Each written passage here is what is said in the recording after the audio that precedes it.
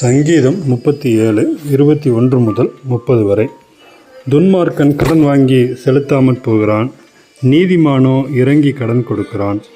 கர்த்தரால் ஆசீர்வதிக்கப்பட்டவர்கள் பூமியை சுதந்தரித்துக் கொள்வார்கள், அவரால் சபிக்கப்பட்டவர்களோ அறுப்புண்டு போவார்கள். நல்ல மனுஷனுடைய நடைகள் கர்த்தரால் உறுதிப்படும், அவனுடைய வழியில் அவர் பிரியமாயிருக்கிறார். அவன் விழுந்தாலும் தள்ளுண்டு போவதில்லை, கர்த்தர் தமது கையினால் அவனை தாங்குகிறார். நான் இளைஞனாயிருந்தேன், முதிர் வயதுள்ளவனுமானேன். ஆனாலும் நீதிமான் கைவிடப்பட்டதையும் அவன் சந்ததி அப்பத்துக்கு இறந்து திரிகிறதையும் நான் காணவில்லை. அவன் நித்தமும் இறங்கி கடன் கொடுக்கிறான், அவன் சந்ததி ஆசீர்வதிக்கப்படும். தீமையை விட்டு விலகி நன்மை செய், என்றைக்கும் நிலைத்திருப்பாய். கர்த்தர் நியாயத்தை விரும்புகிறவர், அவர் தமது பரிசுத்தவான்களை கைவிடுவதில்லை.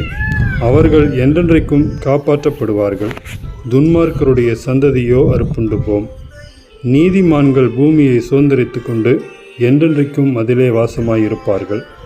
நீதிமானுடைய வாய் ஞானத்தை உரைத்து அவனுடைய நாவு நியாயத்தை பேசும் என்றார் என்பதே. ஆமேன்.